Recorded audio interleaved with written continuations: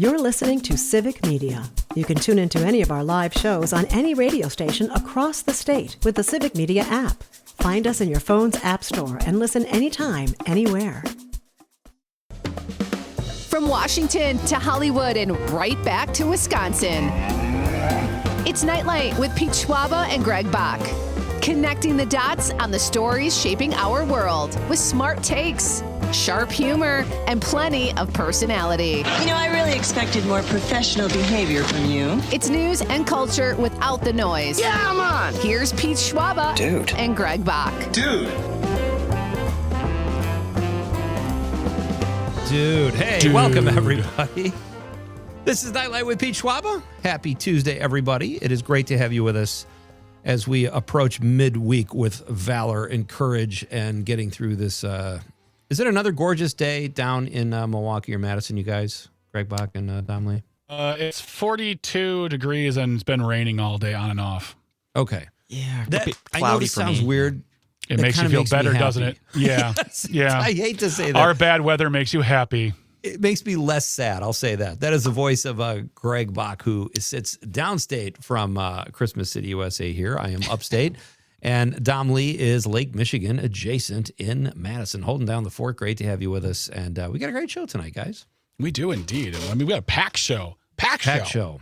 That's Who do we have on the show tonight? We have, who's our first guest this evening? We have author Don Martin, and he is a here's what happened. We were going to do this fun quiz, but when we got Don Martin, we said we have to get Don Martin on the show. He's available tonight. Let's bring him in. We can do the quiz any night. We'll probably bump that to later in the week, so that'll be fun. But we have Don Martin. He is the author of best-selling New York Times books, USA Today bestseller, Verity Vox and the Curse of Foxfire. I'm going to have to ask him what that means. I did do a little reading. And also the book, Where Did Everybody Go? Both fascinating books, and they tackle interesting subject matter. And we're going to ask him about book banning. So that will be really interesting. Yes. And then in hour number 2, my pal and soon to be Greg's pal, Ben Reiser, will be on the show talking about the Wisconsin Film Festival, another great festival right around the corner starting April 9th. In Madison, one of the best cities with one of the best film festivals. You can't go wrong. We'll talk all about it in hour number 2 at 6:20, and that's a show. We got good guests. We got a good question. We'll launch. And we round it all up with Nightlight or Nightcap. Good Lord, I can't get there. Nightcap. My goodness. You had to drive to Brookfield last second, Greg, and I don't know about you. The one thing I will say about living in Christmas City, USA, whenever I have to go somewhere, it's 5 minutes. And I do complain still because that's in my nature. But that's a hassle. That adds a lot to your day. It's a small price to pay. It's what you do. And also, like, now I don't really drive as much anymore. Now I am I can make a tank, like, this is how, get ready, all the folks out there listening who love a deal. I can make a tank of gas last 2 weeks now. That is, especially with these prices. The last time I filled my tank up, sorry, I burped a little there, my friends. My apologies, but you're in the real life world of Greg and Pete and Dom. It was $50, and I know there are folks out there saying that's nothing, but for me that was a lot of money in the first time in a long time because of gas prices, because Iran. So it's a drive, but I don't mind. I throw some music on or a podcast on and get it done. I actually like driving. I really do. I just don't really like doing it every day. There was a time, and you know this, there was a time when I was driving from Kenosha to Waukesha to Milwaukee back to Kenosha multiple days a week. So I'm thankful for what I get to do now, and going to Brookfield every once in a while, not a big haul. It's not too bad. And I mean, like I said, we have a hybrid, and then we have just an archaic Toyota Land Cruiser, which gets, I think at last estimate, -2 miles to the gallon. I don't even know how that's possible. But you have to put gas in yourself. You're like, I gotta drink a pint of gas. I gotta go to the post office. Hold on 1 second here. Oh, it's fiery. And here to rub it in, Dave from DeForest in the 608, who is originally from Christmas City, USA, loves to rub it in. He says, sunny and 61 in Madison. Dom, can you confirm that? Yes, it is. I'd say during the day, though, it was a lot more cloudy, but now it is much better. It is much better. I will agree. Could you imagine if one of them was lying. Like Dave said it was sunny in 61, and Dom's like, that's not true at all. No, he's right. He's accurate. It is 61 and sunny. He's a weather liar. Brutal. Yeah. So I don't know. What do you say, guys? Should we get to our question of the night? Let's get to the question of the night. Let's do it. Let's talk about the question. Okay, question. Question. Question. Pregunta. Question.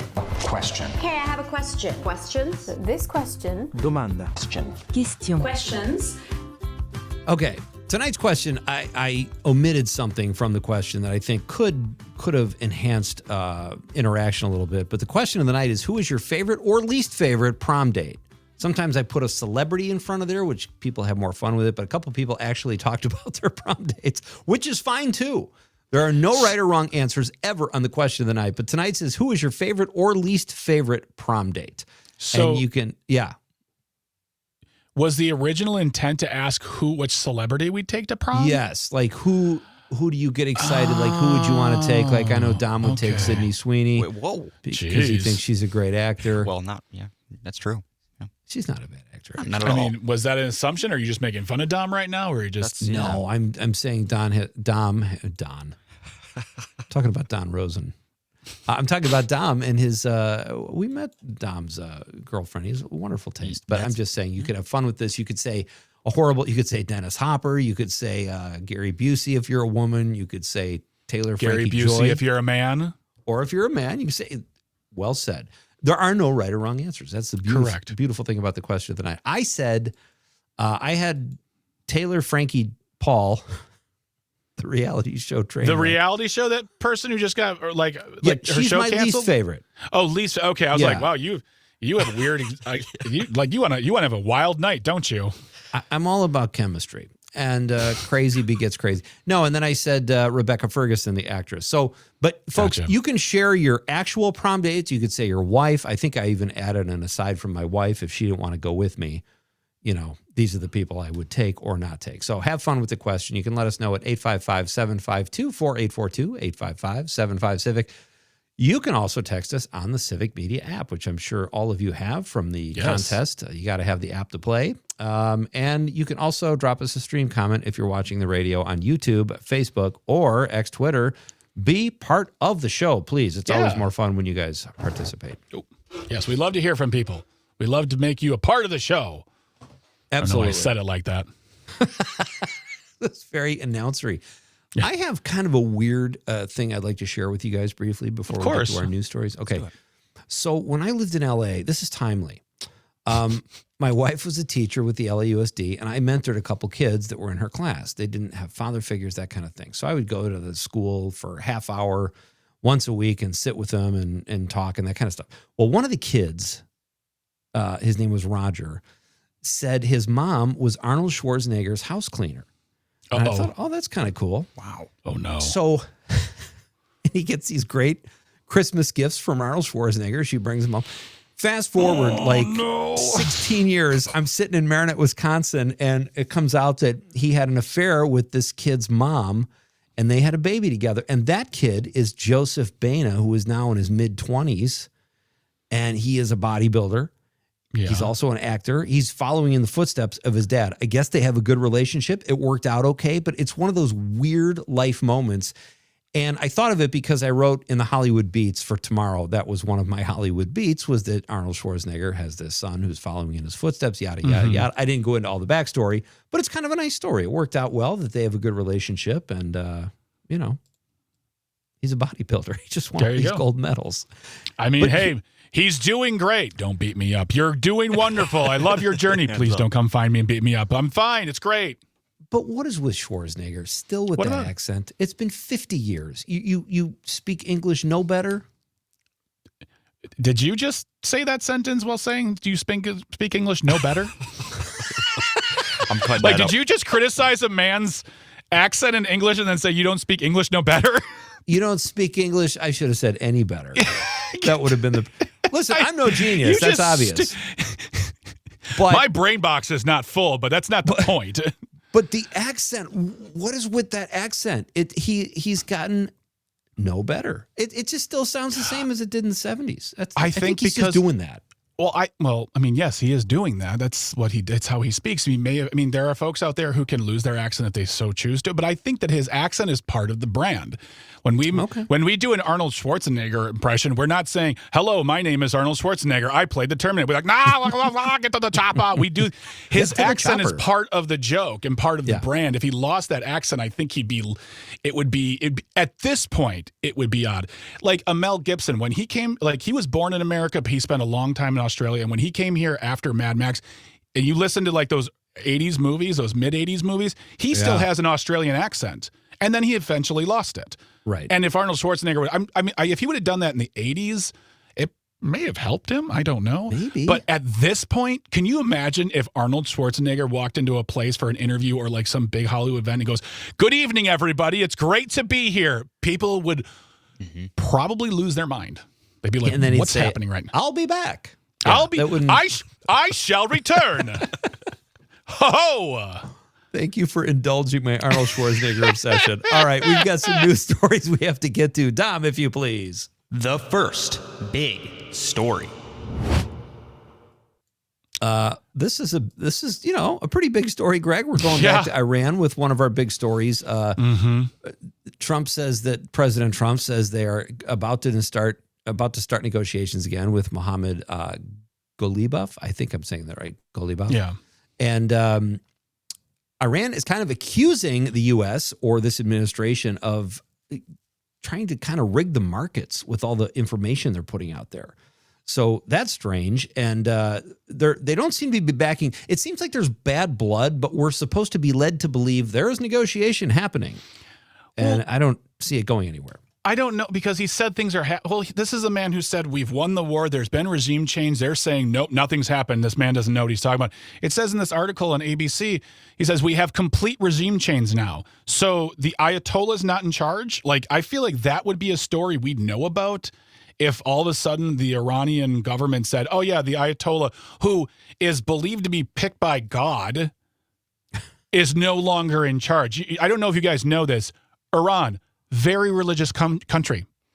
And I just personally believe, like, if the Ayatollah, or, who's in charge, or, he's in charge, but his father was in charge like a month ago. If anything would change like that, we'd know about that. He says that more moderate and more reasonable, even though Parliament Speaker Mohammed Ghalibaf is quoted as he is taunted. They called him a person who is a hardline. Yeah, he is closely tied to the Iranian Islamic Revolutionary Guard Corps. That, I don't know how, moderate and more reasonable that is, but from what I understand, the Ayatollah is still in charge. So once again, this is Donald Trump saying, this is what's happening. And a lot of people, people in Iran are like, no, it's not. Right. And then Trump said, basically, we like to negotiate in good faith, but if you don't, we'll drone strike you. He said, we know where you live. It's like not really a negotiation. Yes, he says, now that we have a different group of people and they are in control, but they are much more moderate, I think much more reasonable. Who is in control? Because I'm pretty sure the Ayatollah is as well. I have no idea what he is talking about. But then again, when do we ever? I know. All right, we have a couple more talking points we want to get to after the news. One of them involves Robert Ritchie. You might know him as Kid Rock. Can't wait. This is Pete Schwaba and Greg Bach. This is Nightlight on the Civic Media Network. You're listening to Civic Media. Stay up to date on the latest news and information for your local community and Wisconsin by signing up for our free email newsletter. Visit civicmedia.us/email to get started. Welcome back. Tom, I couldn't tell if you were snapping your fingers or pointing repeatedly. I don't know what I was doing there. Yeah, that was I don't know. That's Dom Lee, folks, working the board in Madison. I am Pete Schwaba, sitting upstate from Greg Bach, who is in Kenosha. We are joining you live here on the Civic Media Network tonight on a Tuesday. And we were just getting through some news stories that sometimes, man, it's just like this CPAC. Oh, we should do our introduction first. I got a little excited there.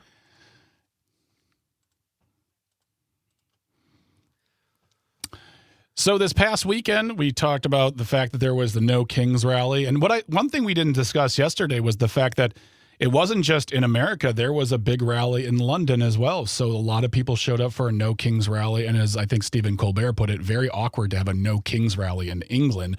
The one thing we didn't not talk about was the fact that the CPAC convention took place this past weekend. The Conservative Political Action Conference puts on their yearly dog and pony fireworks show where everybody shows up, and this is where Elon Musk showed up with a comically large chainsaw and just said chainsaw. I don't know. He's very weird, but this was my favorite part of the entire thing. At one point, somebody got on stage. They were doing doing their talk and whatnot, and they said, quote, this man named Schlapp. I don't know his first name. Let's see here. Maybe it says, oh yeah, Matt Schlapp. Matt Schlapp, love saying that. Matt Schlapp, chairman of the Conservative Political Action Conference, goes up to the microphone and says, how many of you would like to see impeachment hearings? And the crowd started cheering. Like, yeah. And he said, quote, no, that was the wrong answer. Yeah. So it begs the question, my friends. Does Donald Trump really have the loyalty of this group anymore? Unless for the first time ever, conservatives were trying their hand at satire and nailing it, but they didn't nail it because when he said it, do you want impeachment hearings? They're like, yeah, and he's like, wrong, shut up. So I don't know what that really says because we had like 1 million plus more people in No Kings March. People day in and day out are getting sick and tired of what's going on. So were people at the CPAC conference like, yeah, we're done. Bring it on. I mean, you have to kind of be tired of Trump because he brings so much drama. Even if you like his politics, you might be tired of him. So when this guy, Matt Schlapp, asked that question, he asked it again, Greg, and he got a lukewarm, kind of a tepid half and half response. So those people didn't misunderstand the question. Yeah. And my question is, if you're Matt Schlapp, I'm going to say that name as much as possible. Why would you ask that? Matt Schlapp. Yeah. Are you not reading the room? Are you clueless? Or are you passively aggressively wanting them to respond that way? It's a really weird thing that happened there. I personally believe that these higher ups in this organization, the MAGA organization, people who are far and away distance from regular folks, because whatever their position is in this organization, they really do not have any sort of clue. They truly think that MAGA is a locked, loyal, ready to go. Let's do this. There are every voice is cheering full-throatedly for us. And when things like this happen, which I think should be played on repeat once every hour, it's like, you guys would like to see impeachment hearings? Nope, wrong answer. That should be played just to show them that this is not where it's going is not where they think it is, I believe, because you're seeing people get very upset about oil prices, still very upset over the Epstein files and grocery prices as well.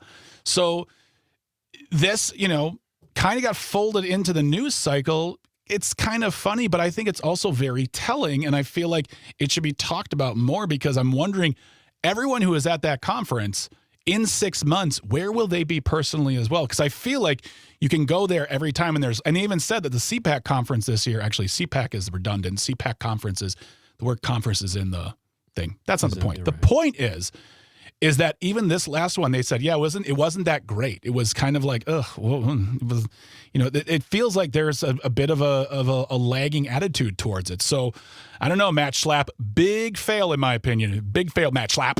I'm sure he heard about it from somebody. Matt Schlapp did? Don't make a mistake. Yeah, Matt Schlapp. Okay. We're talking about Matt Schlapp. Matt Schlapp? Matt Schlapp. Matt Schlapp. We have a text from 414. This is Todd or Billy from Billy. Did Henry Kissinger's accent ever get better? I don't think so. No. He was no dummy. Listen, I'm not saying, I think Schwarzenegger is probably a brilliant guy. He's mastered 3 different huge professions. I'm just saying, I think, and maybe Henry Kissinger kept it on purpose too, because it makes him sound the baddest piece of cord. He's like, I am an absolute monster who destroyed millions of lives, so I just should keep this, and people would love me even when I'm dead. So I was on The Simpsons once. All right, we have one more. Gross.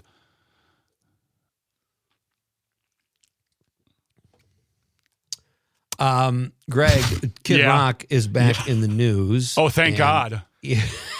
Old Man Rock, you mean? Old Man Rock? Okay, cool. I will never forgive him for sampling Warren Zevon. But anyway, he an Apache helicopter flew up to his pool he has a big mansion like the White House on the side of the hill in Nashville. And an Apache helicopter flew right up there. Instead, I would be freaked out if that were me. He's pumping his fist next to his fake Lady Liberty and then he went to social media saying that's why this country's so great. Like, why? Because they found you?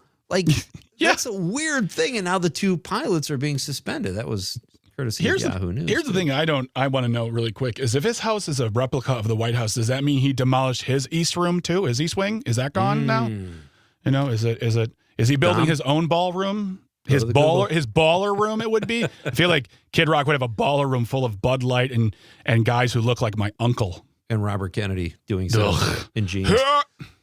We are coming right back, folks. Tonight's question is, who would you like to take to the prom or least like to take to the prom? It could be a celebrity. It could be someone you know. Just be part of the fun. We're coming right back with author Don Martin. This is Pete Schwaba and Greg Bach on the Civic Media. That was more decisive that time, Don. I like that. That was a serious point. Hey, welcome back to Nightlight. I'm Pete Schwaba, sitting upstate from Mr. Greg Bach, who is live in Kenosha, and Dom Lee working the board I am in Racine. Oh, but you live in Kenosha. Yes. Okay. I'm in Radio Park. You know how you make me say Christmas USAville, which you never get right, by the way. It's fine. It's holiday. Maybe fest. If you gave a little more effort. I want to believe in you giving yourself a nickname, but I really can't do that right now. All I'm saying is I'm in Racine. Respect Racine. I don't think it's that big of a difference, really. I'm scared. You guys are fighting. Oh man! Let's keep that tension, Greg, for our next guest. Ladies and gentlemen, our next guest is a New York Times and USA Today best-selling author of books like Verity Fox and The Curse of Foxfire and Where Did Everybody Go?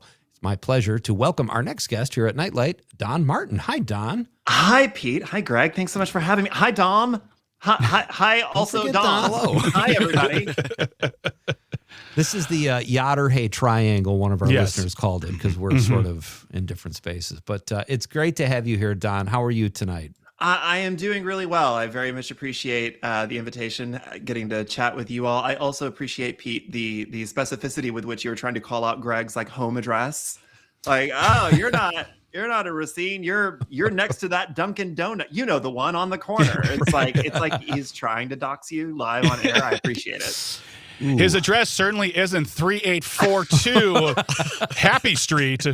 I'm just putting that out there. That would be funny if there actually was someone at that particular address. No, not trying to dox anyone. We're all friends here, and now you're our new friend, Don. Do you have, before we jump into some of your amazing work here, do you have a preferred prom date? Could be a celebrity or a real-life person or someone you absolutely would not want to go to prom with.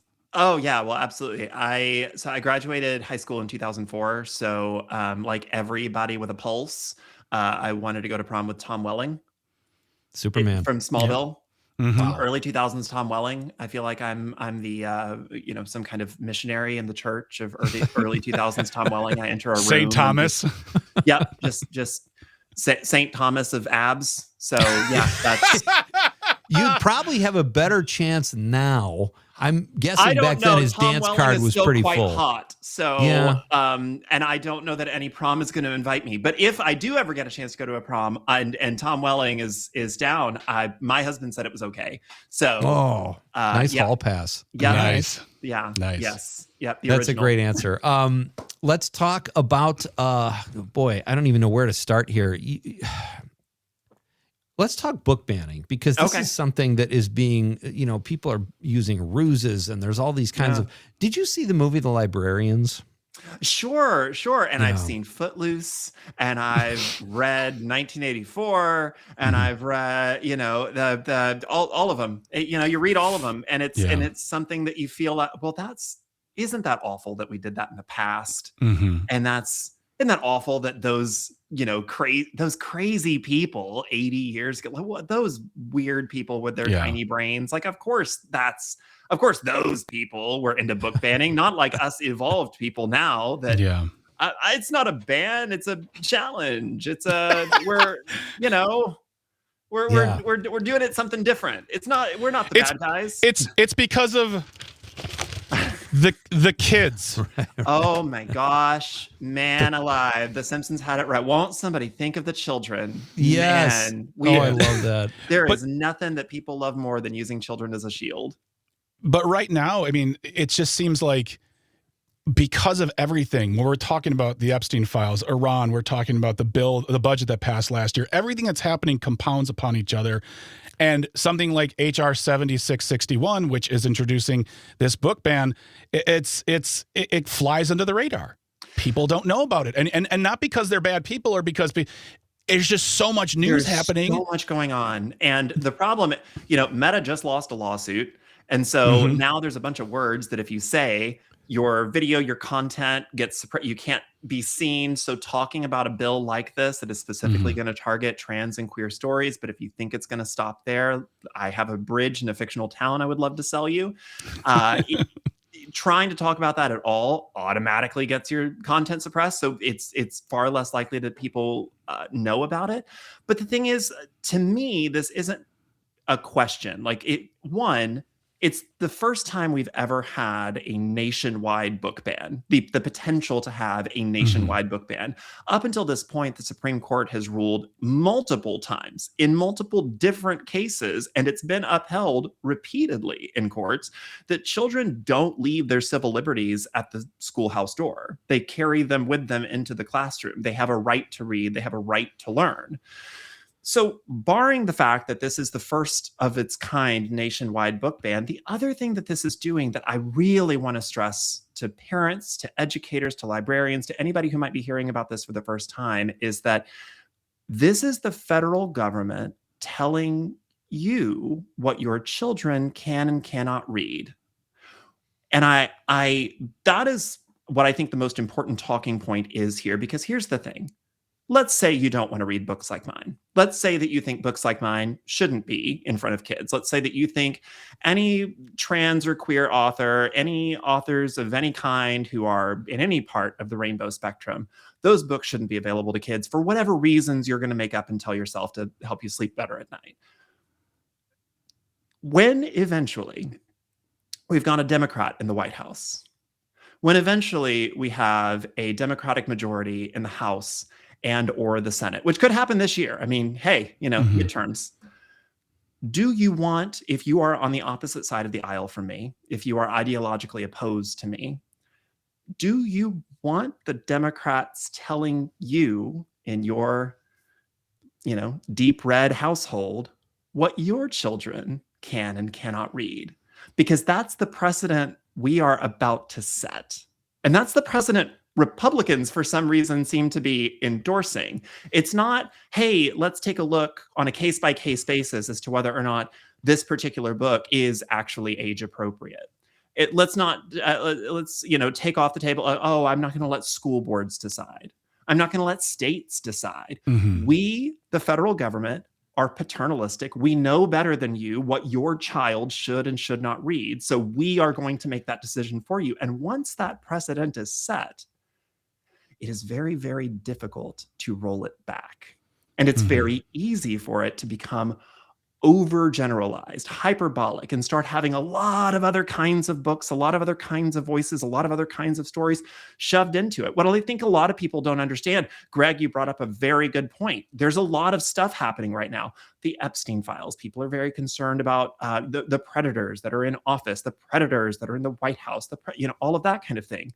This bill passes, you are making easier prey for predators, because it doesn't just ban books regarding transgender and queer stories. It also would ban books with sexual content. Sexual content includes sex ed.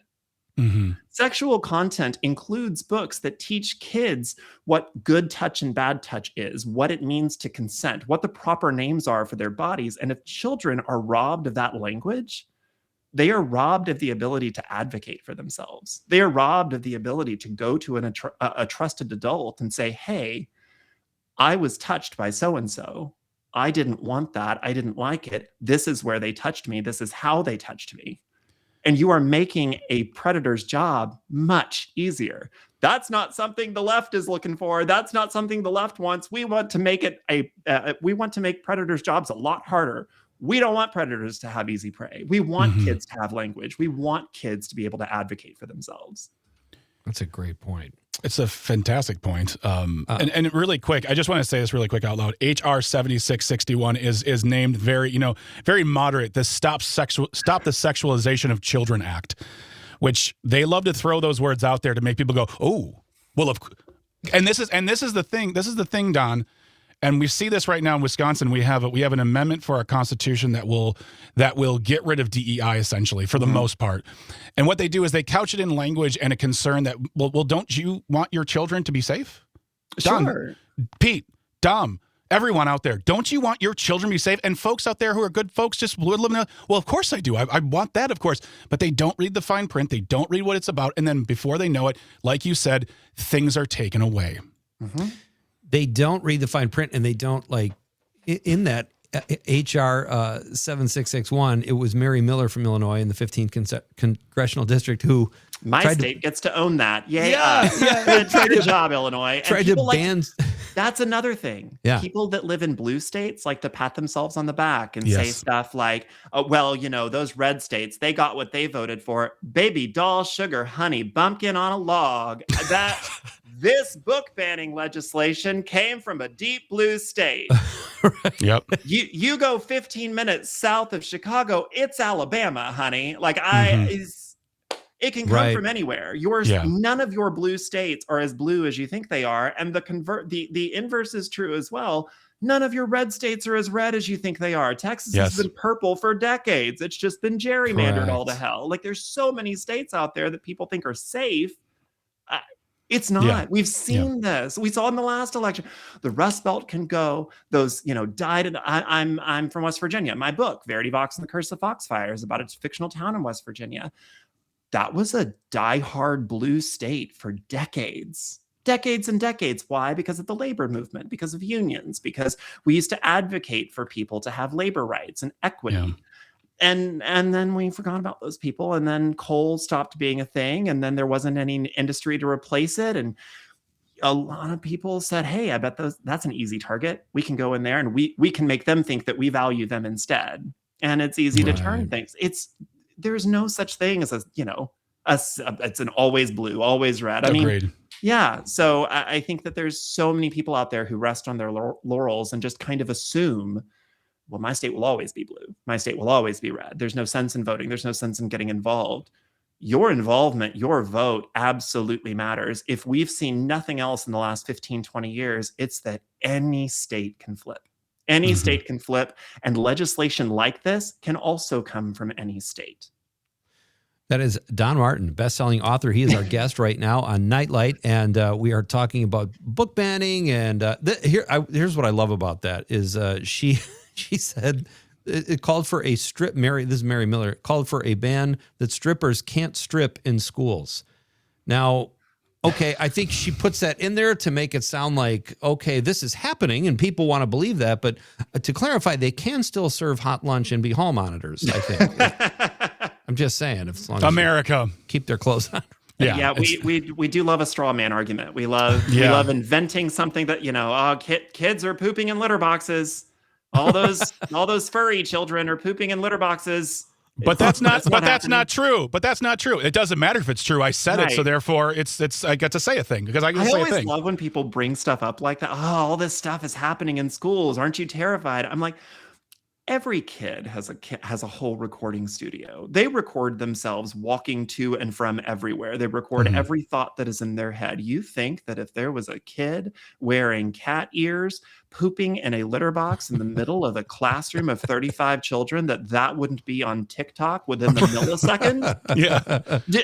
Where is the content? Where is the proof? Where is the video? These kids die to go viral. You're telling me that they're going to miss that opportunity? Absolutely not. That's fake. It's fake news. It's made up. Well said. Let's pick up there. We've got to do a very quick break. Best-selling author Don Martin is here. We'll have him for another segment after this really quick break. Don't go anywhere, folks. This is Pete Schwaba and Greg Bach and Nightlight on the Civic Media Network.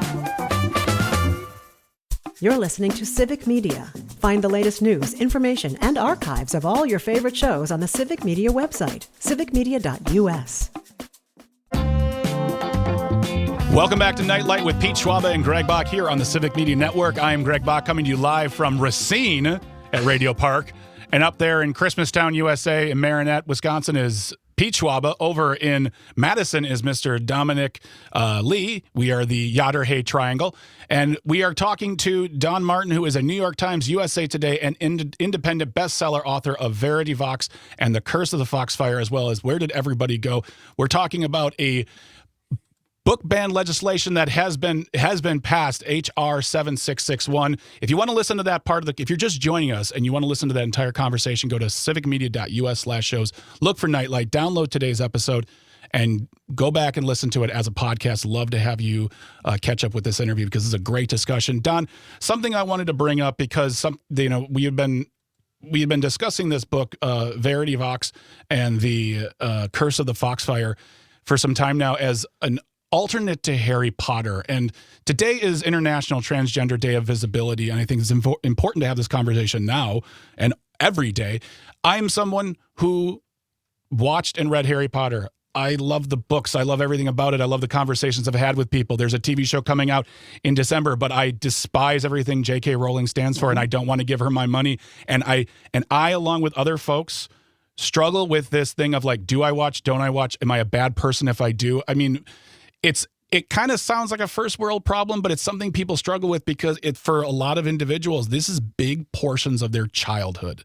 And what do you say to people in a way that makes, like, I don't want to say to them like, you're terrible if you watch it, but I also understand the struggle. What do you say to the conversations that happen when it comes to things like this? I was 11 years old when that first book came out. I was 11. Yeah. Harry was 11. Every single year a book came out, Harry grew up, I grew up. I grew up right along with Harry. And they formed a big part of my worldview. They formed a big part of why I loved fantasy, the idea of an escape. But they also, of course, formed an idea of community. We're all searching for community. We're searching to connect with other people like us, other little weirdo kids who felt like they were the kid under the stairs, right? Mm-hmm. The thing about it is, though, I'm not 11 years old anymore. I understand that my comfort and nostalgia shouldn't come at the safety of other people. We know that every single penny that is put into J.K. Rowling's pocket is turned around and put directly into organizations that are specifically intended to harm trans people, not just trans people, like all women. I think people forget that legislation that harms trans people harms everyone. Like the IOC, the International Olympic Committee, just put in a rule that says that all women are going to have to be genetically tested to ensure that they have XX chromosomes. That's supposed to be like an anti-trans thing, right? We're trying to root out the trans. But now every single female athlete in the world has to undergo this extra testing and prove themselves. Anti-trans legislation harms everyone. I don't want to be a part of harm. Here's the thing. Those books, those worlds have been around for decades. For decades. You probably already own the movies. Nobody's coming into your house and saying you can't watch a movie that came out 20 years ago. Nobody's coming into your house and saying you can't reread the books that came out in 1997. Go reread your old books. Go watch your old movies. Nobody's saying that. People are just saying, hey, maybe don't put new money in that woman's pocket. Yeah. Maybe don't use your public platform to say, hey, Harry Potter is my life.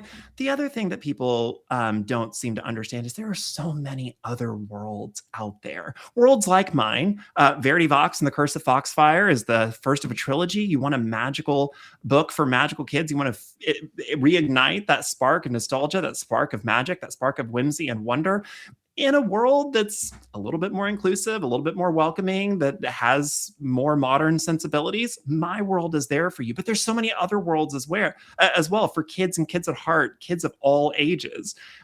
There's The Marvelers by Danielle Clayton. There's Witchlings by Claribel A. Ortega. There's The Sunbearer Trials by Aidan Thomas. There are so many other books, so many other authors, so many other worlds. And the great thing is they're all series. They all have merch. They all have communities. They all have fandoms you can be a part of. And that's what I think people are missing. You know, I did also write a book called Where Did Everybody Go? About the loneliness epidemic. And a big part of why people feel so disconnected is we lack that sense of community. There's a lot fewer places to bond with other people. So fandom feels like a place, even though it's not a place, where we can bond with others. Occasionally we can go to fan conventions. Occasionally we can go, you know, do all those kinds of things. And the thing about fandom is that it is a connective tissue. It can bind us to other people. If I haven't met you before, but I see, you know, that little Mockingjay pin or something, I have a connection with you. Yeah. I feel less alone in the world. But people are so afraid to give up that connection. I promise those other worlds, Verity Vox is here for you. Other worlds are out there for you. Yeah. And if you have to rent Harry Potter, go to the library. Hey, we just go to solved the library. Give libraries a reason to continue existing and receiving funding. We love libraries. I want to say something really quick to the whole discussion about J.K. Rowling is the fact that if you go on YouTube and you just type in J.K. Rowling and Shane is his name, Sean, Shaun, he does a great long breakdown of her politics and the fact that the people that she is supporting, these women's groups that she's supporting, are actually sidling up to groups that are white supremacists, essentially. Absolutely. So I did just want to say one quick thing, Greg. Yeah. You said that that HR 7661 has passed. The good news is it came out of committee, but it hasn't passed the House. It hasn't been. Oh, my apologies. We are expecting a vote all the way as early as April 13th. So it is important for everybody listening now that cares about this, no matter which side of the aisle you're on, call your representative today. Yes. And people do seem to be rallying around libraries, yes. which is good. So hopefully there's hope there. But thank you so much, Don. This has been great. Thanks, getting to know you. Fantastic. We'll get you back soon. Yeah, great conversation. All right, we are coming back after the news, folks. We're going to read some of your texts, and then Ben Reiser is here to talk about the outstanding Wisconsin Film Festival. That's in hour number 2. This is Pete Schwaba and Greg Bach and Nightlight on the Civic Media Network. The national news cycle never stops, but it can be hard to find news about your local community. Civic Media is dedicated to providing quality local and state news coverage across Wisconsin. With the Civic Media app, you can get notifications about local stories that matter to you and your community. Find the free Civic Media app in your phone's app store and choose notifications from the menu to tell us what kind of news you want to hear about.